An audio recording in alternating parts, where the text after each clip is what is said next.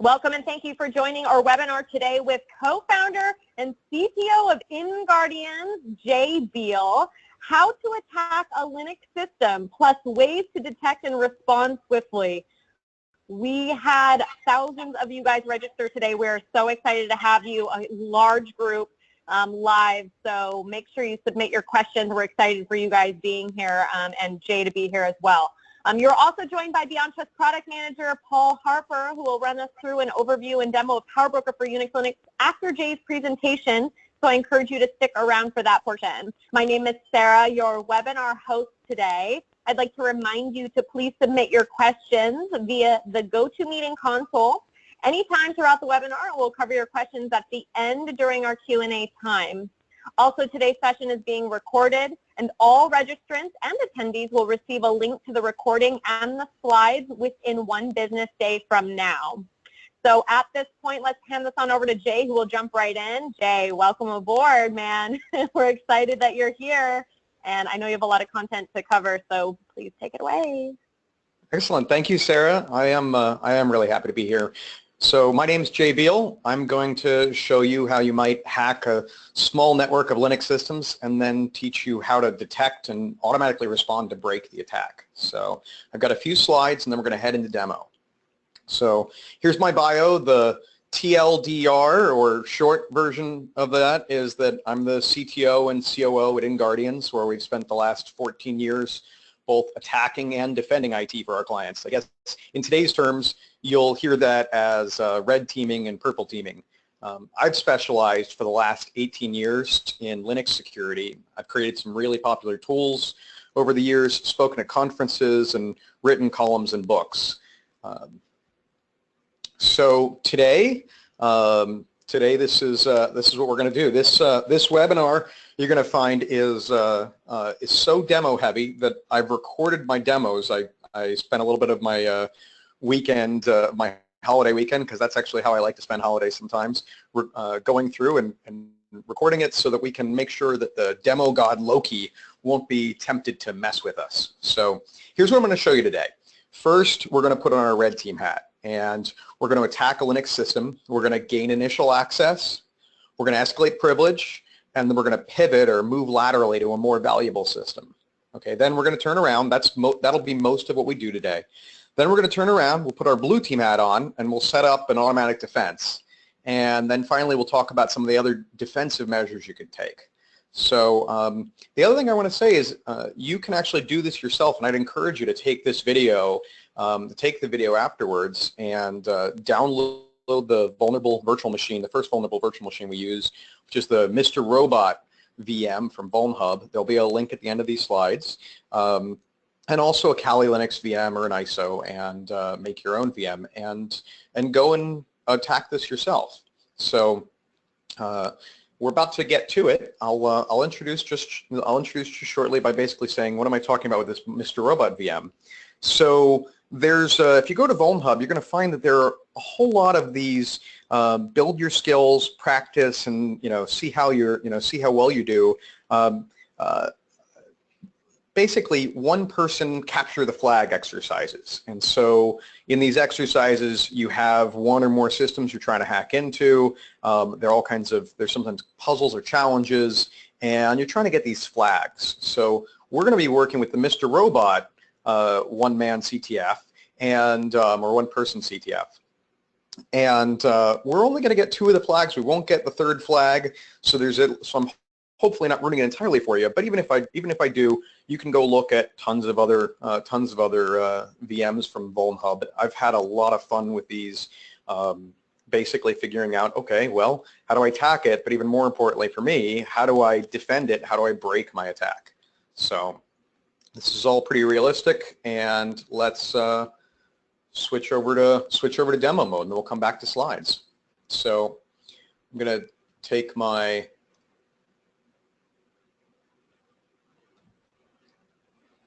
recording, and here we go. So if you go to the Mr. Robot VM, what I've done is I've basically put the IP address for that virtual machine in my etc hosts file.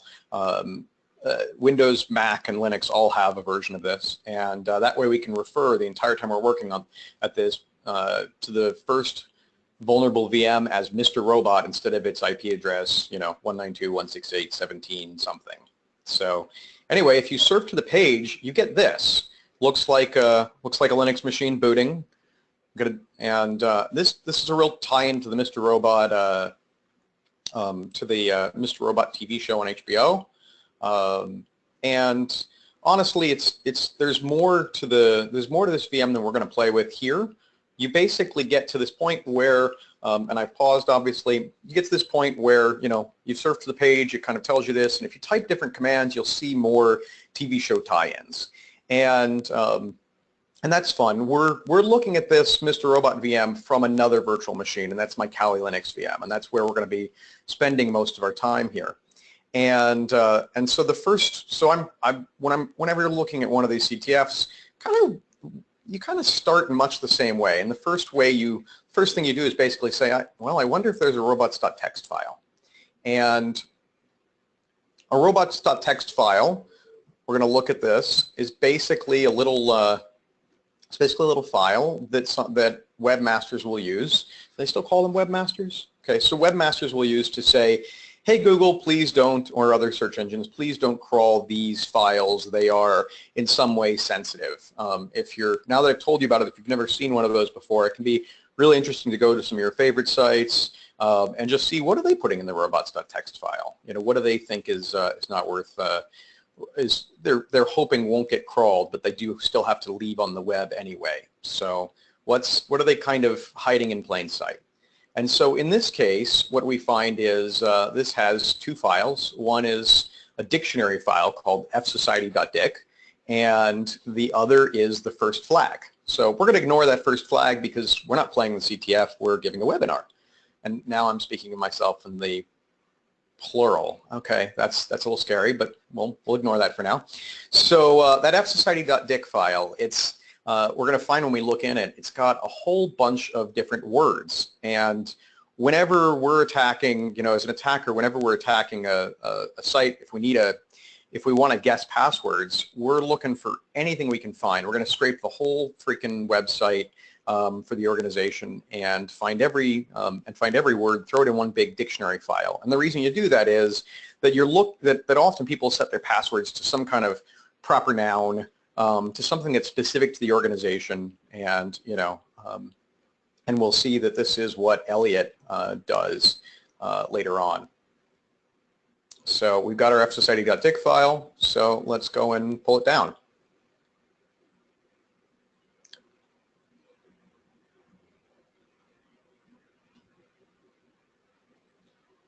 So we go and pull it down. Here it is. So now our next move is going to be, we've got the virtual machine. We've got this virtual machine we're attacking. We know it's got a web server. We know that we've got a list of potential passwords that could be really useful. We'll take a look at that later on, but right now we're thinking, okay, what do I use it for? And I can go and hunt around, but at this point there are great automated tools that will go and try tons of different known paths and try to find known vulnerable files or even just interesting points to look through. So Dirbuster is one of the most well-known tools. This one's an OWASP project, which tells you it's pretty darn common and referred to. So I've just launched it, and what we're doing right here is we're telling Dirbuster, okay, we're going to have you point at the Mr. Robot URL. And now we're going to give you a file full of things that you should try, and at the end of that URL. And so we can look on Kali Linux. Basically, every single tool you'll see has its own user share directory. So if you haven't played with Kali Linux before, look in the user share directory for whatever your favorite tool is. And that'll be its kind of data files. It sometimes will be things that the Kali folks have added. So we're going to go over to user share Dirbuster. We'll find our word lists, and here we are. We've got a bunch of different options, and these are basically lists of possible directories and files that you might want to look for on a server. So we take one of these. We'll take a small one, throw it in, hit start. And now what you're seeing is that Cali's going, the Durbuster is going through, and it's trying, look at that, 74, 66 requests per second, just throwing tons of these in here. So you end up trying a whole bunch. It's going to try, if we leave it unimpeded, it's going to try something on the order of about 3 million possibilities. We're 1,500 in so far, and really shortly, we're going to find something that's really useful. I know you're already thinking, wait, there are a whole bunch of PHP files. Those are already really useful. And we might actually go and start looking at those, start requesting those and seeing what we see. I just saw one with my name in it go by, so clearly I've been using this VM already for other things.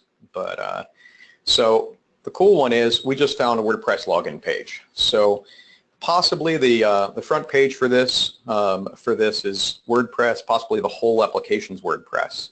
But we found a WordPress login page. That tends to get us some juice. So let's go and play with that. So we can tell Durbuster to stop. We can close it up. And let's switch into a browser. And we will look at our WordPress login page. So here we go. It's WordPress login page for that server. I'm going to just try something out and see what happens. So I'm going to put in InGuardians and put in a password. So there are the reason I tried InGuardians was I was pretty sure that wasn't going to be a valid username, and I wanted to find out if this version of WordPress would tell me when I didn't have a valid username versus when I didn't have a valid password. And that's really, really useful. And here's why it's useful. It's basically some very, very simple math. If I don't know whether I've got a valid username, if I have to guess usernames and passwords at the same time, say I have 1,000 usernames to try and 1,000 passwords to try. If I have to try all 1,000 usernames with all 1,000 passwords, that means I've got 1,000,000 requests. On the flip side, if I can try 1,000 usernames, find one that fits, and then just try passwords for that one, I've got 1,000 requests to find the username, 1,000 requests to find the password, 2,000 requests. It's 2,000 requests versus 1,000,000. And as you get into more possibilities, those numbers play out, it's basically 2 times n or n squared. And that plays out with really, really big differences. So here we go. I have to go and tell Firefox not to remember that site. But look at our invalid username. So now our next step is going to be to basically try this form with a pile of usernames, and then we're going to, once we find one, we're going to try it with a pile of passwords. So let's start with that fsociety.dic, and we've got our fsociety.dic file, and it's got 858,000 lines. Now I said it's a numbers game, so 858 is a little long. But let's take that and see if there's any kind of duplication in there. So I'm just going to take that file, I'm going to cat it into the sort command and throw that into the unique command, and I'll end up with a sorted unique word list, which is, let's see how long, 11,000 lines, much shorter than 858. It would have been a real waste to try everything. So now what I need to know is, for this form, I want to basically set up some automation. I'm going to use wfuzz, and I'm going to try submitting usernames to this form and see if I can find a valid one. So I know what response I get when the username is not valid, and now I need to know what are the parameters for the form. So I've opened up the source, just did a quick view source, and zooming in a little bit. And so I'm going to look at the 2 lines in this form. So I'm centered right now on that line 27. I've got the wp login.php, so that's the form. And one of the inputs, this is the input for the user login. It's called user login, but the parameter that's submitted is log. And now the next line is for the password. And this is our password line. It's called user pass, but the item is called user pass, but the form element submitted is called pwd. So log pwd. So now I'm going to bust out wfuzz. All of these tools come with Kali Linux, so I haven't had to download any tools at all. This is kind of the wonder of using Kali Linux. Even when I'm pen testing from a Linux machine, I'm still using a Kali Linux VM because it just makes everything easier. I'm not spending any time trying to maintain tools or what have you, or at least I'm spending less. So here we go, and what I'm doing here is saying wfuzz. The -C says colorize my output. The -Z says to get all the words to try from a file and gives you a path for the file, and that's that word list we just made out of the fsociety.dic. The HS says hide any responses that match this regular expression, that match this pattern, and the pattern is simple, invalid. Okay, and now I give it basically my parameters. So I say -D is where I give it parameters, and I say pass in log, and I put in log equals fuzz. So fuzz means that's the thing it's supposed to go and replace with all the things in the word list. And then pwd equals pass. I don't care what the password is. I'm not expecting to get it right. So I'm just looking for a username. Okay. And then I give it my URL. So Mr. Robot, and then that wp login.php form. And I hit enter. And now some time goes by. And what I may do here is fast forward us. But we're seeing this try, we're already through 700 requests. We're basically trying every single thing in that file. Now we could be going a little further and taking that file and munging it. We can put it through another tool that can make possibilities like taking every single password and replacing common letters with their LeetSpeak versions, you know, so it'd be change all the O's to zeros and so on, and create all different combinations like that. So by the way, if that's what you do with your password, if your password is the word password with an A replaced with an @ sign, you're not fooling anybody. The tools will find you. They'll find you more slowly, but they'll find you. So so anyway, we're just going through, and this takes about 2 minutes to get here. And at the end, tool pops out and says, okay, on the 5423rd request, we find that Elliot is a valid username. Okay, cool. So we've got a valid username. That's our 5400 requests, 2 minutes to find a valid username, and now we're going to turn around and put that into our wfuzz. We're going to change our wfuzz and go searching for a valid password. Now, I do want to say I know what you're thinking. Passwords. I thought you lead hacker types or whatever you want to call us. I think that's what they called hackers back in the day, a long time ago. But I thought you guys didn't need any passwords. That's the whole point. And a number of people in this webinar probably work in security. Some of you probably do the attack side, and you know that passwords are, your attacker almost always needs an account. And they aren't hard to come by. You can end up brute forcing like this. In other cases, you phish someone, or you leave a USB thumb drive around that, you do something to get that initial first account. Honestly, the easiest way I've heard to get administrative access in an organization is to get a job there, any job there, and that's because that gives you that first level of access. Okay, so here we go. Now we're going to change the fields that we're fuzzing the password field, because now we know the login is Elliot. So we're going to have to figure out what to use for that invalid, because now we're not searching for invalid. So let's find out when we put in a valid username but an invalid password, what happens. So when that happens, we get password you entered is incorrect. So now we just search for incorrect instead of invalid. So let's go and change that from invalid to incorrect. We use the same word list, and we start. And here we go, doing that same kind of tons of requests per second. I have to apologize. I know I've got all these notifications going off on my screen. Thought I turned that off. Hopefully you're still having fun. So this will go by, and let me just advance our timeline a little.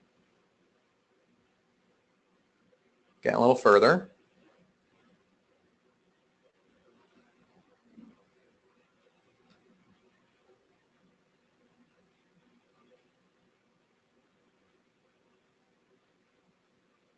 We're almost there. So this basically takes about 2 minutes.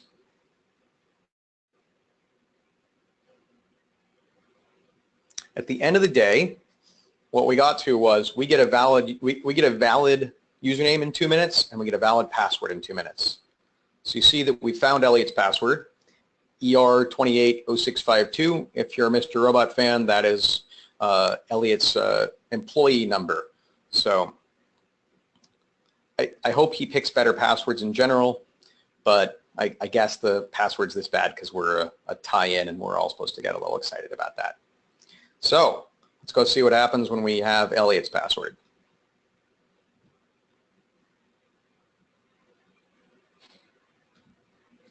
Okay, we are into Elliot Anderson's WordPress. And what does that mean? Well, for us, that means we've got the ability to plant PHP on this server. And that's really, really useful. So at this point, we're going to first figure out where we're going to put it. And we're going to put it in the 404 page. So the 404 page would normally render anytime you ask for a resource on the web server that doesn't exist. So we're going to go and put our own 404 page in instead of the original one. So just go to Appearance, click Editor. This is the 404 template. So we're going to replace that with a web shell. And I know what you're thinking. You're thinking like, okay, wait, you're telling me I have to go write my own web shell in PHP? Well, turns out, again, Kali Linux makes things really, really easy. A while back, somebody wrote a web shell that we're going to use. But remember how I said user share has all kinds of useful stuff? User share web shells has web shells in 6 different languages. So if you've got Cold Fusion and you don't want to have to Google or don't want to have to try to, figure out how to make your own Cold Fusion web shell, there you go. So we're going to go for a PHP web shell since this thing's in PHP. And let's see what our options are. So we've got a small pile of options. We're going to choose the reverse shell. And that, honestly, for most attackers is the most useful thing. It's basically whenever you compromise a program, you're going to have that program give you a shell or give you some kind of control over it. You can have it listen on a port, but you may not make it through the firewall on that port. So the kind of basically really, really common thing for us attackers to do is to have this thing connect back to us. And this, of course, is why you really want to have a strong egress firewall, outgoing firewall on systems, on networks, and on your organization. So let's take a look at that reverse shell. Just pop open gedit, and I'll copy the whole thing. Just a quick Control-A, Control-C, and switch over, Control-A, Control-V, and boom, our web shell's in. Now we do have to change a couple things. The first is we're going to have to tell this thing where to connect back to. So if it's going to connect back to us, we need to tell it an IP address and a port. So this thing was written by a guy named Pentest Monkey some 10 years ago, and it's still quite useful. So we'll change the port. He was kind enough to tell us which 2 lines we had to change, and we'll change the IP address to the IP address of the Kali Linux system. Oh gosh, we better find out what that is. So let's start up a new tab and run the IP command. Here we are. We're at 1730, not 192.168.17.138. So let's go back over and put that in our shell. You'll notice I do a lot of copy and pasting. And copy and pasting is, as Larry Wall, who invented the Perl programming language, he talks about enlightened laziness. And that's the kind of laziness where you reduce errors by doing the thing that takes you less effort anyway. Although to him, sometimes that means, and to me too, sometimes that means automating things in Perl or in whatever language you like so that you only have to do them once or twice instead of 500 times. So the thing we just did was we set up a little netcat listener, and it's going to catch the shell. And now what we've got to do is basically go to the Mr. Robot, go in our Kali machine. We're going to request a resource on the Mr. Robot machine that doesn't exist. So how do we know one that doesn't exist? Well, hopefully you'll see this as creative. I'm just going to say I'd like a non-existent page. And when I request that non-existent page, if I switch over, all of this is in VMware on my Linux machine. If I switch over back to my Kali system, I'm going to find that I have, that netcat listener now has a shell waiting for it. So let's look at that second, the last 2 lines here. So the web shell started up and it tells us who's logged in. Apparently there's a guy named Jay logged in because I was looking at that system already from outside it. But the next thing it does is it runs ID and tells us what user we have. So we've got user daemon. That means the web server or the PHP interpreter was running as user daemon, and that's what we've got right now. It says, hey, you don't have a TTY, so job control is turned off. And so we're going to use a little trick, and we're going to give ourselves a TTY. So assuming Python's on the system, we'll basically create a 2-line Python shell. And we'll say import PTY, so we can get a TTY, PTY spawn, and bin bash. So we'd like a nicer shell, please. And then we can run that Python shell. I'm still trying command completion because it's just in my it's just my bones.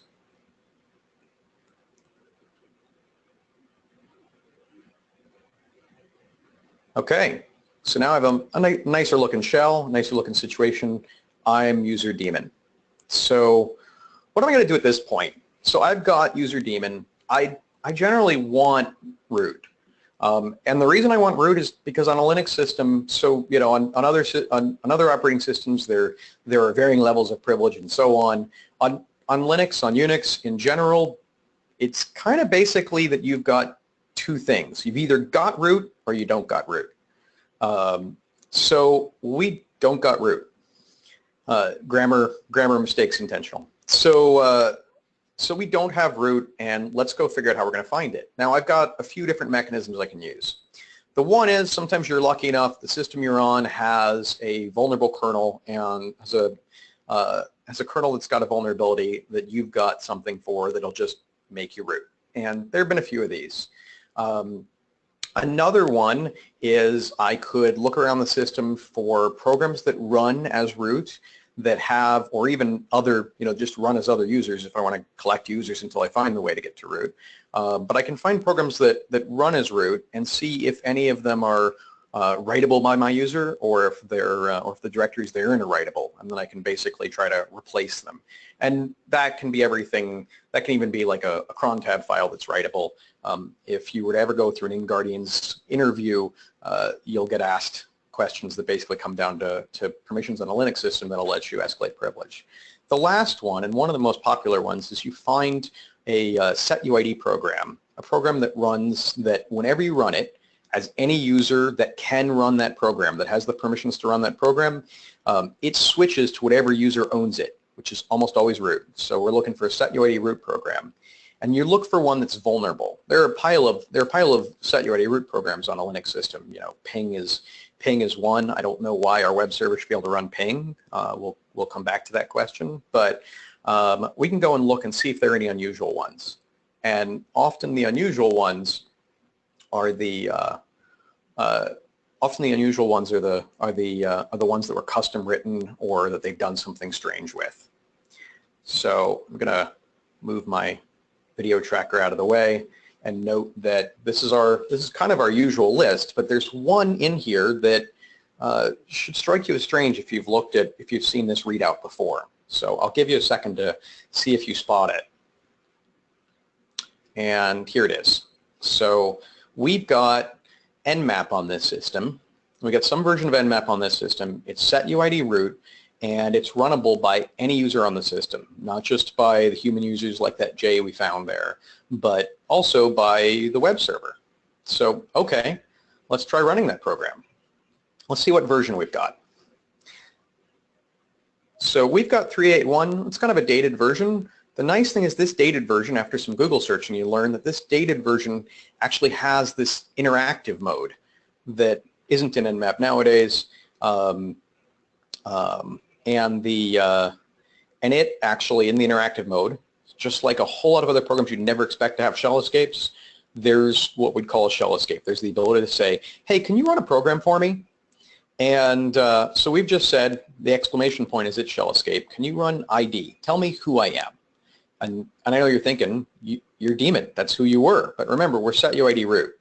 So what does that mean? That means that we've got, this is our UID. So we've got daemon as our UID, but our effective UID, this is what setuid does, is 0. That means we've got root. So we've got the ability within this Nmap session, which is only so useful, but we've got the ability at this point to run commands on the system as root. We've escalated.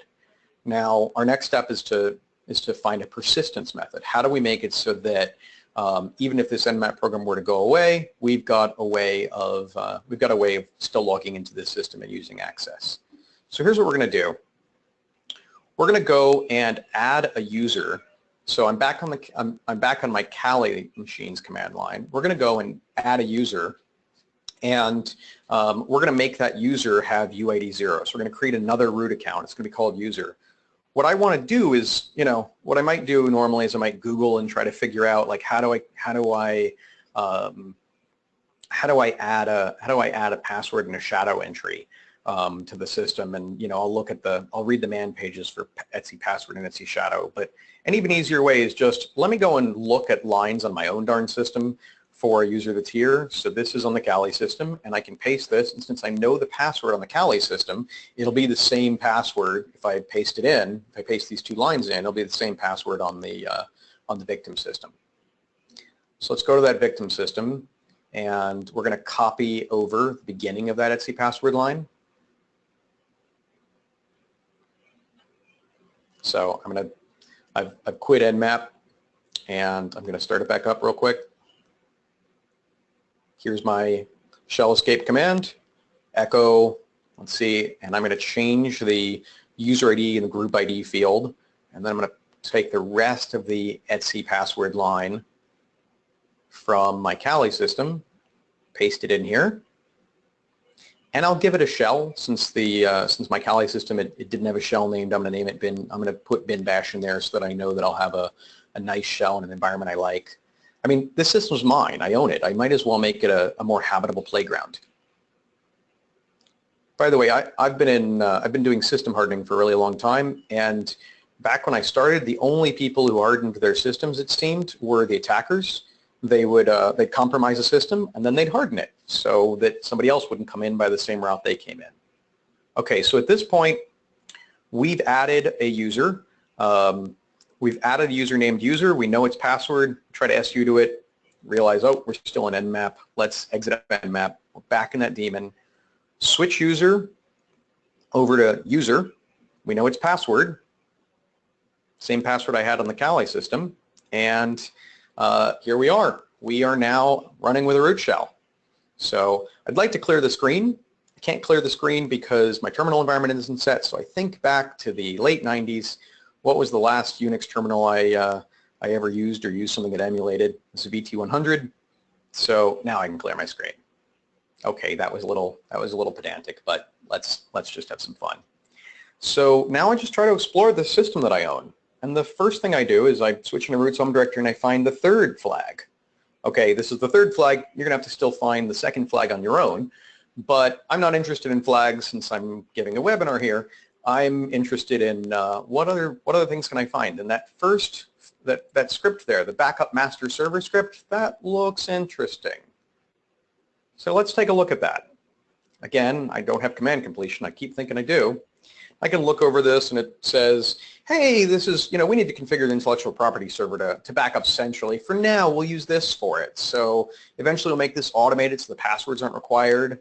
And we should choose a better password because, right now the admin account password is probably pretty weak. And then we have an rsync command. You may not have used rsync, but the important thing to know is that it operates at this point over SSH.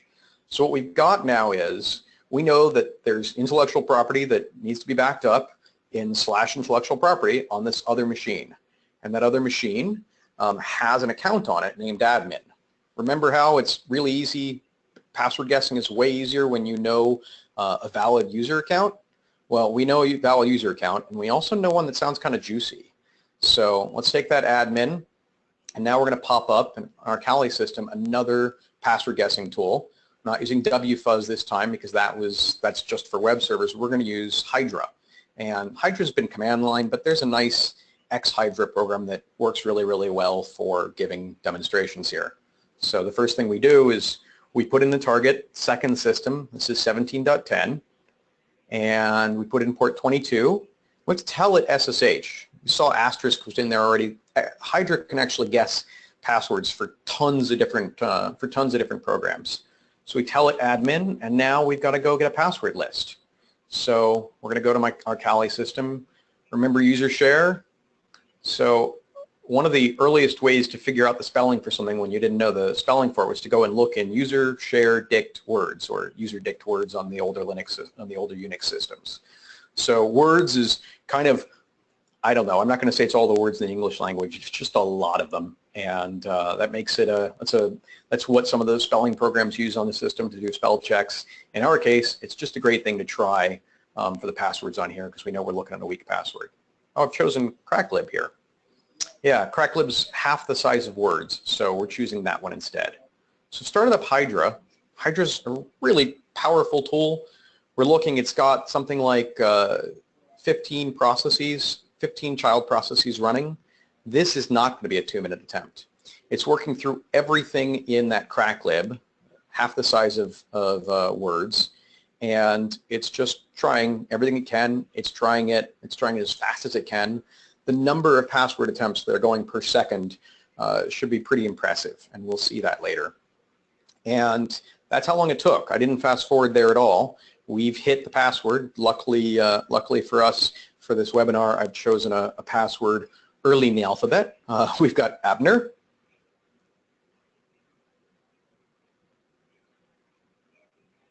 Okay, well, let's go use that. So back on our Kali system, we're going to SSH into 17.10 with the admin account, hopefully not being man in the middle, and we type Abner, and now let's see if we have sudo privileges. So sudo su, one of my favorites. It's not really very good for accountability or anything like that, but it gets the job done, gets you to root fast. So here we are. We're root on the second system, switching to intellectual property directory. Let's see what's in there. Ah, there's loot. I don't think our intellectual property would normally be called loot, but come on, it's a webinar, we're having some fun. So let's take a look at that file. Okay, it's clearly big. Let's zoom out a little. Let's reduce our font. Hee hee, I got to make ASCII art out of InGuardians logo. So that's basically our attack. I'll talk through basically all the steps we took, but that's how we did basically just what an attacker would do. We found a first system, we guessed passwords, we got to it, we planted a web shell, we escalated privileges, then we moved laterally to another system that had more useful stuff. Now here's what I want to do. I want to show you the defense side of this. And for the defense side of this, we're looking at what we can do to stop that lateral movement. And we're going to use OSSec. So to make things easy, I've already put the OSSec source code on this system. This is our second victim system, so I can expand the source code. SSDs are amazing, and so this compilation can be really fast. I run the install script, tell it English. I tell it I want local, and that's because OSSec can do you can have a server that monitors all the systems and an agent that runs on systems, or you can just do local or hybrid and combine them. So we're going to choose local here. We're going to tell it can put things in its normal directory. We're going to tell it we do want email notifications. I'm just going to use localhost, but you hopefully would send this to somewhere more useful so that when the system's getting hacked, somebody doesn't hack it and then just go and remove the mail. I've told it not to run its integrity checker, which is kind of like Tripwire. It's a file integrity checker. It's a decent one. Tripwire or AID, which is open source, are better, but this is the one here is nice because it is packaged with a system that does a whole bunch more. I'm going to tell it not to run the engine. That rootkit detection engine is actually much stronger, much cooler than check rootkit. I teach OSSec in my training classes, and I really like using that rootkit detection engine. I'm going to use active response. That's what we've promised to do here in the webinar, and that's where we're going to tell it to use it to automatically configure firewall rules under certain kinds of attacks. It has a whitelist, and I'm going to add one IP address to the whitelist, and it's the one that it's the one from the VMware host here that I'm SSHing in from. I'm not going to be, and we'll use that later. I'm not going to be listing, obviously, the attacking system in the whitelist. That would defeat the purpose. So I hit enter, and the compile happens. This is in C, so back in the late 90s when I started out, this would have taken a very long time, well, not a very long time, but it would have been more like 10 minutes or even 5 minutes. But we've got an SSD and a fast processor, and so it's going to go by really, really fast.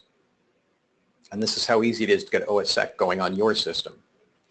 So now what we have to do is OSSec looks at log messages. It can also run some commands to kind of generate its own log messages, but the whole thing's written basically to look for patterns in logs and then react accordingly. Mostly that's to alert or to correlate and then alert, but in other cases like here, it's actually react. And so we're going to go and look at the logs. If you note on the screen, every single line on this except for the first one was within the same second. So we had, looks like about 8 or 9 failed attempts per second, all coming from the same IP address for the same account. So that should tell us that's something we'd like to do something about. That's a pretty safe thing to automatically respond to. So we're going to look at this line, and what we're going to look for is we're going to find an OSSec rule, or we're going to create one, but luckily for us, we get to find one. That matches SSHD log lines that have the word failed in them. So OSSec puts everything in var OSSec, so there's an etc, and in that etc we have its config file and we have its decoder file. We'll come back to the config file. So let's go and look in our rules directory. In our rules directory, there are a ton of already created rules sorted generally by program. And we're going to look at the ones that are for SSH. And we're going to see if there's if there's an SSH rule that already matches what we did. So the first rule in that is 5700, and it basically says anything that's decoded as SSH, anything that's from SSH. And then everything else in here has this if SID block, which says if the 5700 rule fired, and only if the 5700 rule fired should this rule apply. So it's basically if you've had SSH. If it's from SSH, then now look for. And then we have this match line, which is basically regular expressions. And this thing says look for a line that starts with failed or starts with error PAM authentication. And those are SSH failures. So we've got 5716. Now we don't want one SSH failure to trigger a firewall rule because everyone mistypes the password once. So let's go find a rule that depends on 5716 firing multiple times. So we're going to find a rule that uses 5716 as its if SID. So we'll do a quick search. First one is obviously the 5716 itself. The second one is 5720. And this one says it's a level 10 rule. It only goes off if frequency equals 6. OSSec counts really strangely. What that means is if 5716 has fired off 8 times, whatever frequency is, you add 2. If it's fired off 8 times, all from the same source IP, this rule triggers. So when this rule triggers, that's what we want to respond to. So now what we're going to do is take that 5720 rule, and we're going to go and set up an active response for it.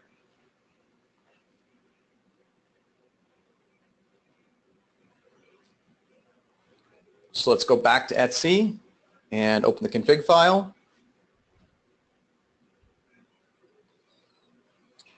And we look in the active response section. And there are a couple things that are set up automatically whenever you have active response. One is a host.deny entry for putting things in the host.deny file. Another is the firewall drop. We're interested in the firewall drop, but we also have to make sure that the host.deny section doesn't fire on everything level 6 or above, of severity 6 or above. We want just specific rules. So rather than remove this section, it's kind of useful. I'll say that we can get a host.deny on that whenever 5720 fires. And now also, we're going to go to the firewall drop section, and we're going to say firewall drop rule can happen anytime 5720, the one that's 8 SSH login attempts failed from the same IP address. And you'll note there's a timeout here. It says basically the firewall rule is going to go in for 600 seconds, 5 minutes. The cool thing is we can do a little bit more than that. We can put in repeat offenders that says basically that if somebody tries If somebody tries, they try eight requests, we lock out their IP address for 5 minutes. After that, if they do that again, then we'll lock them out for another 5 minutes. If they do that again, we'll lock them out for an hour. And if they do that again, we'll lock them out for a day. So the whole purpose here, honestly, you could do pretty well with a 5-minute or lockout, because you saw how many requests we needed to get through to find a password. But this is good. So we start up OSSEC, and this is basically all it takes. So let's switch back over to the attack side. Let's put our red hat. Let's put our red hat back on, and here we go. So I should say our red team hat back on. I feel bad if there are any Red Hat Linux fans here. I'm certainly one of them. Let's go and restart our password attacks. We'll clear output, go back, just make sure everything's in the same shape it was. Okay, let's go to start, and we'll hit start. Okay, it looks like the same kind of output, but what's actually happening here, and we're going to see that, is that first things have slowed down. Okay, Hydra's figured out that it's being blocked and it's not going anywhere. So now let's go look at our victim system, the one we just configured with OSSEC. And there are going to be, oh, we can't SSH into it, of course. Our SSH session is dead because the IP address we're coming from has been locked out. So we're going to have to start from the VMware system. And this is an SSH session I had going from the VMware system. Here's the mail we get. You see it says that rule fired. We have multiple failed logins happening in a small period of time. Okay, that's good. And let's go look at our IP tables rule.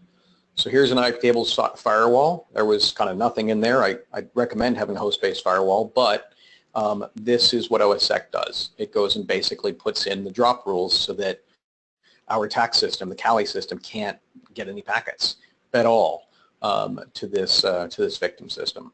So I'm pretty happy with that. Okay, so let's switch back to our slides.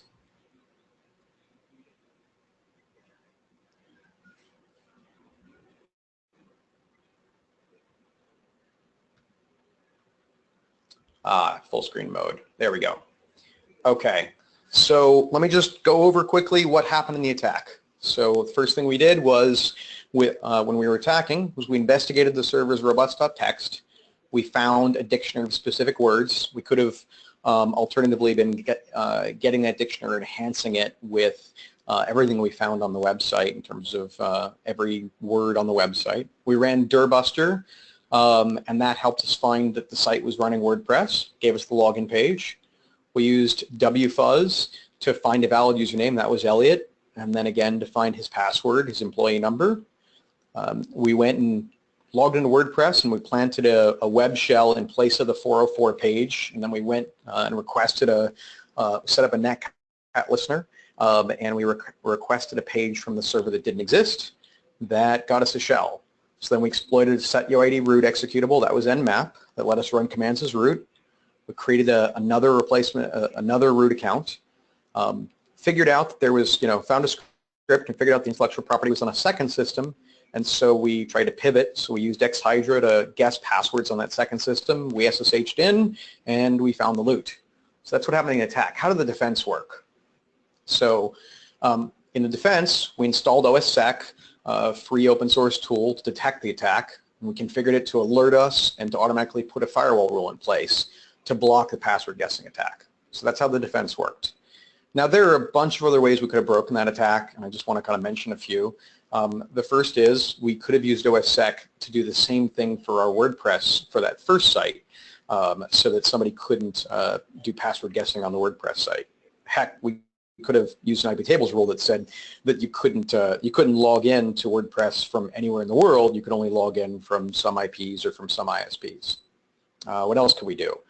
Well, that setuid on nmap really kicked us in the butt there, and it was kind of silly that that the web server could run nmap. We could basically look at all the setuid programs on the system and decide that, among others, maybe nmap either didn't need setuid, or maybe we could basically say, let's make a much smaller set of users able to use that, and definitely not the web server. And then one of the last things that I really like to do is basically we could use AppArmor or SE Linux. Now that takes some training or a whole lot of reading, and we could confine the WordPress process, or we could confine the web server process or the PHP interpreter, so that they can just do what WordPress needs instead of all the other stuff we did. So there's even more than that. I'm sure you can think of a bunch. I could keep brainstorming and find a whole bunch of ways to break this attack. The big thing is basically you want to think about defense ahead of time. If you wait until after you're compromised, well, it's first you're trying to hunt and chase an attacker out of your network, and we've been part of that. You know, we've been part of that kind of effort all kinds of times, and it is so much less work. It's so much more work to figure out what happened and to clean up than to get into basically proactive defense work, which is why I've made that my my specialty area for this many years. Okay, so I'm about to pass it over to Beyond Trust, but I'll throw in some quick resources. I've written some blog posts on things like this, and there are a whole lot of other blog posts on InGuardians site where we talk about all the different kinds of attack or defense work we do. You can practice at home with the Mr. Robot virtual machine or the other intentionally vulnerable machines. VulnHub is amazing, especially their walkthroughs.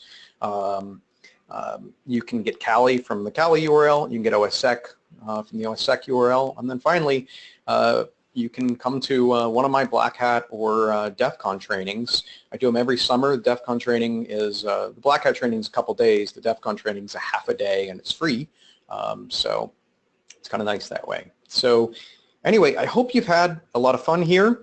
And now I'm going to hand the session over to Paul at Beyond Trust, who's going to talk about Power Broker.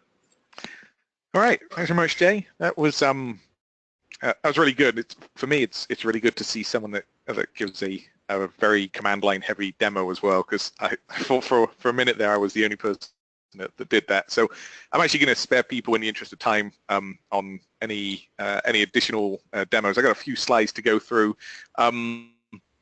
Obviously, to try and talk to all the points that that Jay covered would be impossible in the last few minutes here.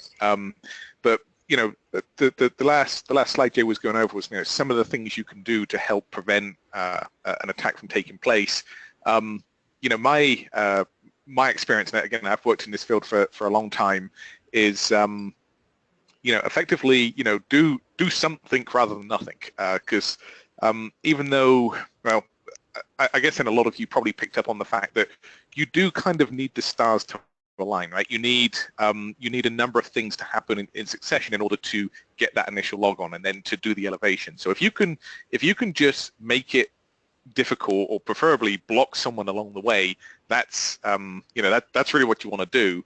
And that's really what Power Broker for Unix and Linux is really all about, right? It allows you to implement a lot of controls that make your system more secure ahead of time, so that people can't do the compromise in the first place, or even if a system does get compromised, really limits what they can do once they're on that system. So see if we can go through these slides real quick. So for anyone that's not aware, you know, Beyond Trust does a number of solutions around privileged account management, you know, managing passwords, cycling passwords, management of SSH keys, privilege management on all platforms, not just Unix and Linux, although that's what we're talking about today. You know, detecting vulnerabilities so that you can patch your systems before people can get on and actually exploit those vulnerabilities. You know, that sort of stuff.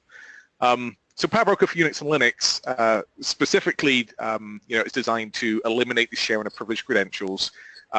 This is, again, high-level slide, doesn't really cover, you know, even 1% of what we can do, but it does eliminate the sharing of credentials, tracking and auditing privileged activity.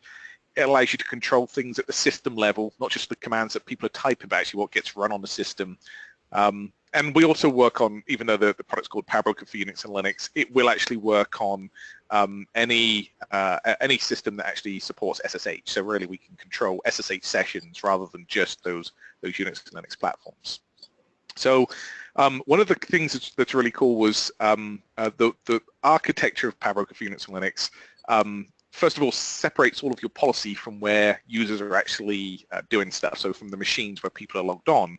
And the way in which we do that doesn't rely on SSH at all. So one of the things Jay showed was, after you compromise a system, being able to basically move within the network by SSH into another system.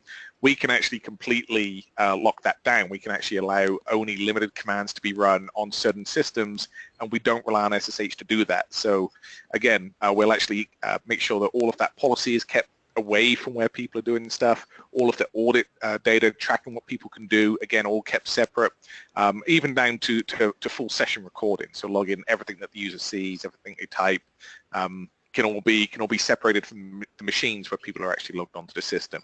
And again, we have all of that reporting and analytical data, so we can do file integrity monitoring and all of that sort of stuff as well. So advanced control and audit, like I say, that will control stuff down at the system level. You can control even privileges that root has. So regardless of the permissions that root may have on a file system, we can still control where they can actually go within the file system, and we can block things like what they can execute, what they can read. So somebody may even get that root account, but even if they do, we can still control what root can do. More importantly, we can blacklist or whitelist all of the commands and files or directories where that account can be used. So we can do all of that. Audit what happens inside of a script, very important. Block tampered binaries, so we can check to make sure something hasn't been changed before it's actually executed, and do that file integrity monitoring as well. So looking for changes that occur on the system. And again, whole host of reporting tools that you can use to view all of that information, again, which we're not going to dig into right now.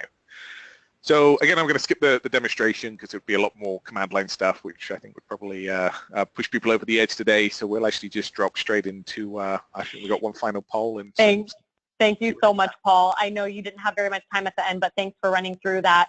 Hey guys, last poll, and then we'll jump into maybe like 30 seconds of Q&A. But here at Beyond Trust, we'd love to help you with your privileged access and or vulnerability management needs. Would you be interested in engaging with one of our security experts further? We'd love to run you through a one-on-one demo of PowerBroker for Unix, Linux, or any of our other products. So if you'd like to see a one-on-one customized demo, please select yes. Let's go ahead and dive into some questions. Jay, are you on the line right now? Can you hear me? I know you're having some issues with audio earlier. I believe I am. Can you hear me? Okay, yes, I can hear you. Great. So Excellent. Jay, is WordPress impossible to protect? That's a really good question. In some ways, I think it is, but there are plenty of tools that people have used.